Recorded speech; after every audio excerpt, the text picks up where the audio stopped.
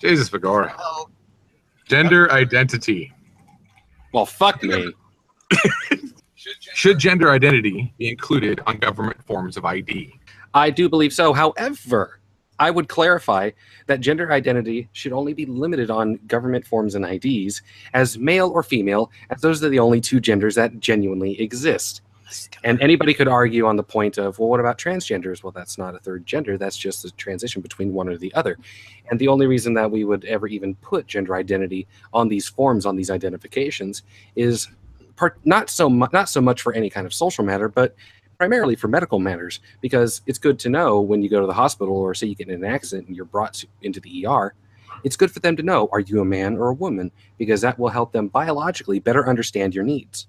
Brown, you got Yeah, I definitely agree with you, because if you're let's say you look like, let's say you have a penis, let's say you have the reproductive organ of the male, and we're not going to talk about traps because fuck traps are faggots. So let's continue what I was saying though. If you, let's say you get into an accident, and the surgery is different. Let's say it's like on your groin.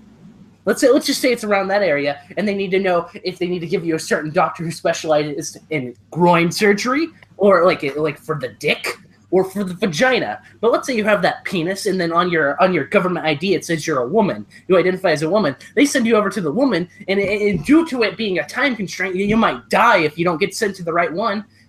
She doesn't know how to operate on your penis. You're dead. You're dead because you decided to be a faggot.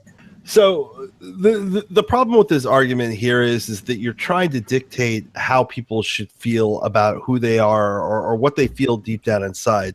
We through rigorous psychological studies and papers, we understand that people can have the body of a male, but typically feel as a female, and that should be accommodated. And yes, I do believe that all licenses, if I am indeed biologically a male, but I identify as female, should read as female. It's as clear cut as that. I mean, we have to understand that people have different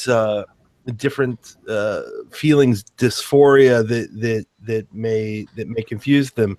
I mean, some people may identify with a fox, and that may be how they identify themselves, and we should respect that and treat them equal to everyone else. yes, exactly. I mean, and then feelings do have identities. I mean, if you feel like a man, then you should be addressed as a man. And how is the officer who pulls you over going to know either one? I mean, are you male? Are you female? And then the whole point about the medical aspect, well, it doesn't take much to, when you're going in, for them to take a look and be like, oh, yep, it's a boy. Oh, it's a girl.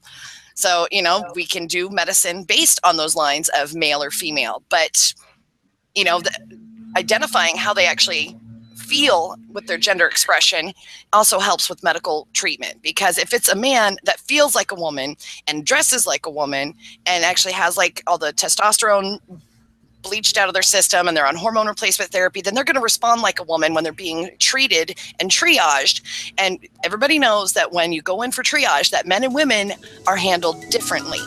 And then, in order to be able to handle as such, they need a way to identify how to deal with this. Facts don't care about your feelings.